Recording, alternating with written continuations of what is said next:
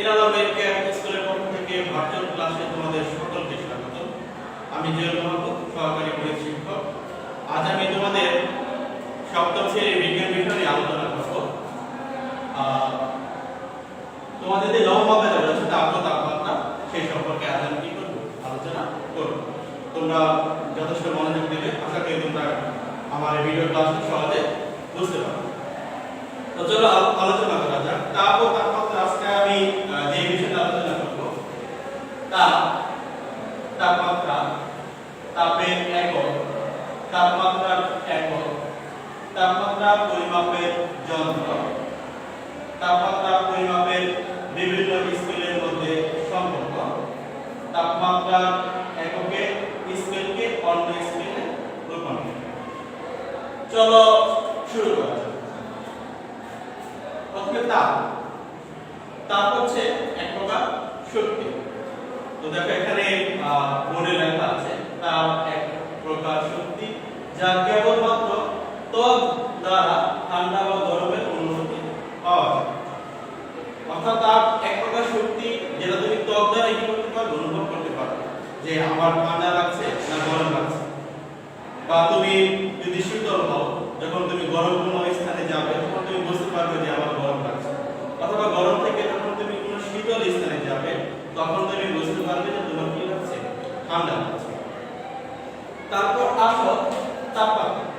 তাপমাত্রা হচ্ছে তাপের পরিমাণ, অর্থাৎ আমি কি পরিমাণ তাপ গ্রহণ করছি বা বর্জন করছি, আমার কি পরিমাণ গরম লাগছে বা কি পরিমাণ ঠান্ডা লাগছে তা কিন্তু তাপমাত্রা দ্বারা কি করা হয়, প্রকাশ করা হয়।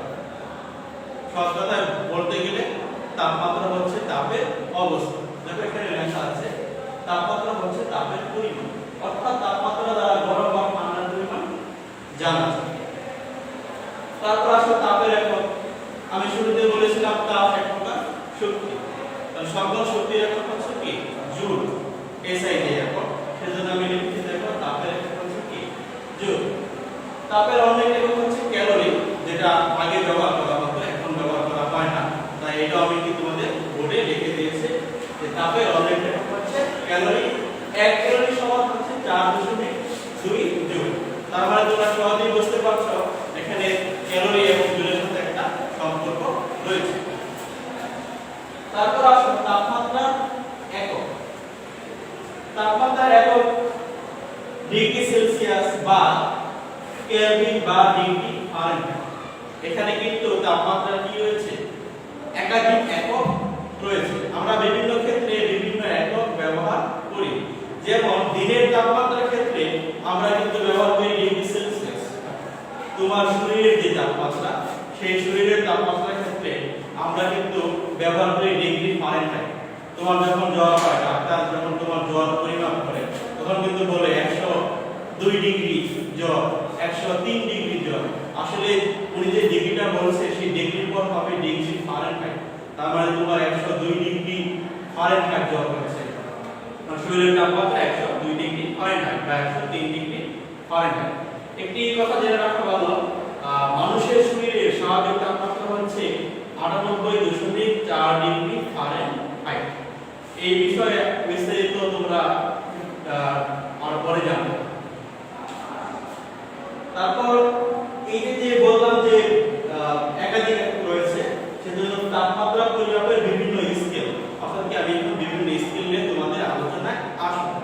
তো বিভিন্ন স্কেল এই আলোচনায় আসার আগে তোমাদের দুইটি সংজ্ঞা খুব ভালো করে বুঝতে হবে, কারণ এই বিভিন্ন স্কেলের মধ্যে সম্পর্ক আমি তোমাদের গাণিতিকভাবে দেখিয়ে দেব আজকে। তো শুরুতে যে দুইটা সংজ্ঞা তোমরা শিখবে সেটা হচ্ছে নিম্ন স্থানাঙ্ক এবং কি ঊর্ধ্ব স্থানাঙ্ক। এখন নিম্ন স্থানাঙ্ক ও ঊর্ধ্ব স্থানাঙ্ক কি এটা তোমাদের বুঝতে হবে। নিম্ন স্থানাঙ্ক হচ্ছে বিশুদ্ধ বরফ। বিশুদ্ধ বরফ যে তাপমাত্রায় গলে সেটাকে বলা হয় কি, নিম্ন স্থানাঙ্ক। এবং ঊর্ধ্ব স্থানাঙ্ক হচ্ছে বিশুদ্ধ পানি যে তাপমাত্রায় ফুটে সেটাকে বলা হয় ঊর্ধ্ব স্থিরাঙ্ক। দেখো এখন লেখা আছে স্বাভাবিক চাপ। স্বাভাবিক চাপ মানে 1 বায়ুমণ্ডলীয় চাপ। বায়ুমণ্ডল আমাদের শরীরে চাপ দেয়, তার মধ্যে 1 বায়ুমণ্ডলীয় চাপকে বলা হয় স্বাভাবিক চাপ।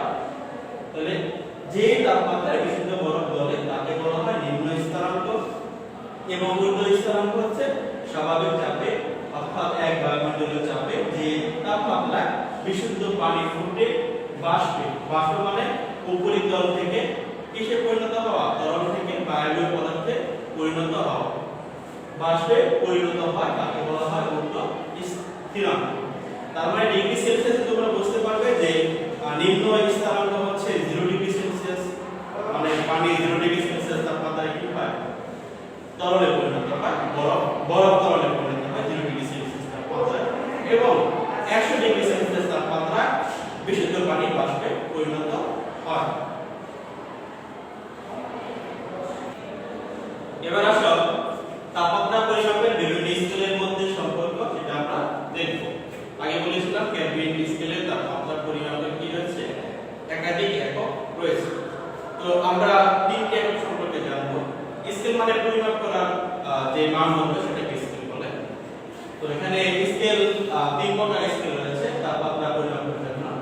এটা হচ্ছে সেলসিয়াস, এটা হচ্ছে কেলভিন, আর এটা হচ্ছে কি তোমাদের ফারেনহাইট। তো ব্যাকেটটা হচ্ছে সি লিখেছি, এখানে কে লিখেছি, এখানে কি লিখেছি, এফ লিখেছি। এই সেলসিয়াস স্কেলকে সি দ্বারা প্রকাশ করা হয়, কেলভিন স্কেলকে কে দ্বারা, এবং ফারেনহাইট স্কেলকে এফ দ্বারা প্রকাশ করা হয়। ঊর্ধ্ব স্থিরাঙ্ক, নিম্ন স্থিরাঙ্ক তোমরা সংজ্ঞাটি জেনেছো। এবার দেখো আমি তিনটি স্কেল এখানে এঁকেছি। সেলসিয়াস স্কেল বরাবর একটি স্কেল, কেলভিন স্কেল বরাবর একটি স্কেল, এবং কি ফারেনহাইট স্কেল বরাবর একটি স্কেল আমি অঙ্কন করেছি। এখানে নিম্নে যেই দাগাঙ্কিত করেছে এটা হচ্ছে নিম্ন স্থিরাঙ্ক, আর সবার উপরে অর্থাৎ ঊর্ধ্বে যেই দাগাঙ্কিত করেছি সেটাকে বলা হয় ঊর্ধ্ব স্থিরাঙ্ক। তাহলে সেলসিয়াস স্কেলে নিম্ন স্থিরাঙ্ক হচ্ছে 0 ডিগ্রি সেলসিয়াস এবং ঊর্ধ্ব স্থিরাঙ্ক হচ্ছে 100 ডিগ্রি সেলসিয়াস বা 100 ডিগ্রি সেলসিয়াস। কেলভিন স্কেলে নিম্ন স্থিরাঙ্ক হচ্ছে 273 কেলভিন এবং ঊর্ধ্ব স্থিরাঙ্ক হচ্ছে 373 কেলভিন। ফারেনহাইট স্কেলে তোমার নিম্ন স্থিরাঙ্ক হচ্ছে 32 ডিগ্রি ফারেনহাইট এবং ঊর্ধ্ব স্থিরাঙ্ক হচ্ছে 212 ডিগ্রি ফারেনহাইট। এবার সম্পর্কে চলে আসা যাক। সি দ্বারা প্রকাশ করা হয় সেলসিয়াস, কে দ্বারা প্রকাশ করা হয় কেলভিন, এফ দ্বারা প্রকাশ করা হয় ফারেনহাইট। তোমরা দাগ দিবা, সম্পর্ক যেহেতু সমান সমান দিয়েছি। 100 বিয়োগ 0 মানে ঊর্ধ্ব স্থিরাঙ্ক বিয়োগ নিম্ন স্থিরাঙ্ক। 373 বিয়োগ 273 সেম সবগুলোর ক্ষেত্রে, মানে ঊর্ধ্ব স্থিরাঙ্ক বিয়োগ নিম্ন স্থিরাঙ্ক। 212 বিয়োগ 32 তার মানে ঊর্ধ্ব স্থিরাঙ্ক বিয়োগ নিম্ন স্থিরাঙ্ক। আর সবগুলো থেকে তুমি নিম্ন স্থিরাঙ্ক করে দিয়েছো, বিয়োগ করে দিয়েছো, বিয়োগ 0 বিয়োগ 273 বিয়োগ 32। তো বিয়োগ করার পর এখানে সি থেকে 0 বিয়োগ করলে সি থাকে 100 বিয়োগ 0 মানে 100, কে বিয়োগ 273, 373 থেকে 273 বিয়োগ দিলে কত থাকে, 100 থাকে। আর এখানে এ বিয়োগ 32, 212 থেকে 32 বিয়োগ দিলে কত থাকে, 180। এবার এটাকে আমরা কিছুটা সরলীকরণ করব। এই যে তোমরা দেখতে পাচ্ছ 100 100 180, এই তিনটি যে সংখ্যা দশক হচ্ছে 20, সেজন্য সবগুলোর সাথে কত গুণ করেছি, 20 গুণ করে দিয়েছি।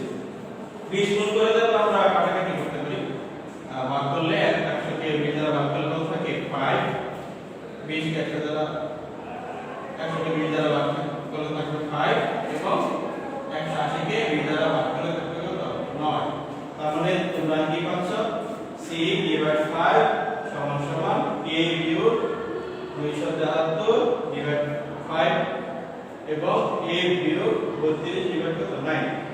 অঙ্ক করার ক্ষেত্রে তোমাদের ওই ইংলিশে লিখতে করতে হয়, মানে সংখ্যাগুলো ইংলিশে আমরা লিখতে হয়, সেজন্য c/5 সমান সমান k বিয়োগ 273 / 5 সমান সমান a বিয়োগ 32 / 9। তাহলে দেখো সেলসিয়াস ও কেলভিন স্কেলের মধ্যে সম্পর্কটা কি আছে। তাহলে আমরা শেষে লাইনে পেয়েছিলাম c/5 সমান সমান k বিয়োগ 273 / 5। যদি উভয় পক্ষ থেকে তুমি 5 আর 5 বাদ দিয়ে দাও সমাধানের নিয়মে, কিন্তু দুইটাই ভাগ তাহলে হয় c সমান সমান a বিয়োগ 273। অর্থাৎ কেলভিন স্কেলের যে মান সেই মান থেকে যদি তুমি 273 বিয়োগ দাও তাহলে তুমি কি পাবে? সেলসিয়াস স্কেলে সেই তাপমাত্রার পরিমাপটা পাবে।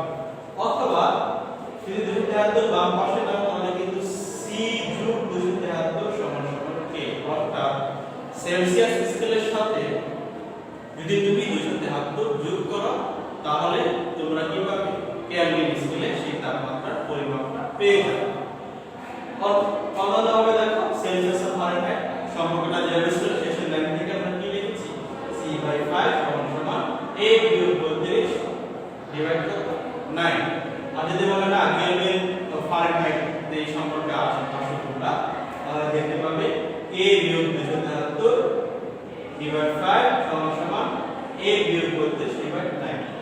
এখানে এই তিনটা সম্পর্ক পাইলে তোমরা এই তিনটা সম্পর্ক দিয়ে আমরা কি করতে পারবো? অঙ্ক করতে পারবো। যদি কোনো গাণিতিক সমস্যায় ফারেনহাইট স্কেলে কোনো মান দেওয়া থাকে সেটাকে সেলসিয়াস স্কেলে রূপান্তর করতে বলে তাহলে আমরা এই সম্পর্কটা ব্যবহার করব। যদি কোনো গাণিতিক সমস্যায় বা কোনো অঙ্কে যদি তোমার কেলভিন স্কেলে মান দেওয়া থাকে মানটা ফারেনহাইট স্কেলে বের করতে বলে তাহলে আমরা এই সম্পর্ক থেকে মানটা কি করব? বের করব। আর যদি তোমাদের কেলভিন বা সেলসিয়াস স্কেলে মান দেওয়া থাকে যদি বলে সেটাকে কেলভিনে রূপান্তর করো বা কেলভিন থেকে সেলসিয়াসে রূপান্তর করো তাহলে আমরা এই সম্পর্কটা ব্যবহার করব। চলো একটি গাণিতিক সমস্যা করা যাক। শুরুতে বলেছিলাম তোমার শরীরের স্বাভাবিক তাপমাত্রা হচ্ছে 98.4 ডিগ্রি ফারেনহাইট। এখানে লেখা আছে তোমার শরীরের তাপমাত্রা 98.4 ডিগ্রি ফারেনহাইট। মানে ফারেনহাইট বলে সেলসিয়াস স্কেলে এর মান কত? তো এই গাণিতিক সমস্যায় শুরুতে যদি দেওয়া আছে দেখবা f মানে কি ফারেনহাইট স্কেলে যে মানটা সেটা কত? 98.4 ডিগ্রি ফারেনহাইট। c সমান সমান 1 মানে সেলসিয়াস স্কেলে মানটা তোমাকে বের করতে বলেছে। তো আমরা জানি যেহেতু ফারেনহাইট থেকে সেলসিয়াসের সম্পর্ক কোনটা হবে? শিক্ষার্থী বন্ধুরা এইটা হবে c/5 সমান সমান a বিয়োগ 32 ডিভাইড 9। তাহলে সম্পর্ক আমরা লিখছি এখানে c/5 সে মানটা আমাদের বের করতে হবে যেমন তেমনই লিখে দিয়েছি। f এর মান কত? 98.4 ডিগ্রি ফারেনহাইট। আমরা f এর মানটা এখানে বসিয়ে দিয়েছি। 98.4 থেকে 32 বিয়োগ দিলে 66.4 থাকে আর ডিভাইড 9 এটাকে দিয়ে 9 দ্বারা ভাগ করলে 7.38 হয়। 5 ভাগ ছিল এই পাশে গিয়ে কি হয়েছে? গুণ হয়েছে। তো গুণ করার ফলে যে মানটা আসে তোমরা ক্যালকুলেটর ব্যবহার করতে পারবে। সেই মানটা হচ্ছে 36.89 ডিগ্রি সেলসিয়াস। এটা হচ্ছে উত্তর। এখানে একটা বিষয় বাকি রয়ে গিয়েছিল তাপমাত্রা পরিমাপের যন্ত্র। তাপমাত্রা পরিমাপের যন্ত্র হচ্ছে থার্মোমিটার। থার্মো হচ্ছে তোমার তাপকে থার্মো বলে। তো থার্মোমিটার বলা হয় তাপমাত্রা পরিমাপের যন্ত্র। এই থার্মোমিটার যে তরল পদার্থের যে প্রসারণ তাপ প্রয়োগের তরল পদার্থে কি হয়? প্রসারিত হয়। সেটাকে কাজে লাগে থার্মোমিটার যন্ত্রটি তৈরি করা হয়েছে। তোমরা হয়তো ডাক্তারের কাছে গেলে ডাক্তার দেখবে থার্মোমিটার বের করে ওইখানে তাপ প্রয়োগের ফলে বা তাপের সংস্পর্শে আসা মাত্রই তো যে পারদ রয়েছে থার্মোমিটারের ভিতর সেটা কি হয়? প্রসারিত হয়। যার ফলে তোমার শরীরের তাপমাত্রা ডাক্তার মশাই সহজেই বুঝতে পারে তোমার জ্বর হয়েছে বা তোমার তাপমাত্রা কি স্বাভাবিক আছে বা স্বাভাবিক নেই। যাই হোক, আশা করি তোমরা ক্লাসটা খুবই এনজয় করেছো, খুবই বুঝতে পেরেছো। আমি পরবর্তী সময় তোমাদের কাছে আরো ক্লাস নিয়ে আসবো। তোমরা সেই পর্যন্ত ভালো থাকবে। আর তোমাদের গার্জিয়ান যারা ফেসবুক চালানো করে বা যারা সোশ্যাল মিডিয়ায় থাকে তারা এই ক্লাসটাকে, এই ভিডিও ক্লাসটাকে বেশি বেশি করে শেয়ার করো যাতে তোমাদের আরো শিক্ষার্থী বন্ধুরা এই ক্লাসটা দেখতে পারে এবং তারা বুঝতে পারে। সেই পর্যন্ত তোমরা ভালো থাকো। আল্লাহ হাফেজ। আসসালামু আলাইকুম।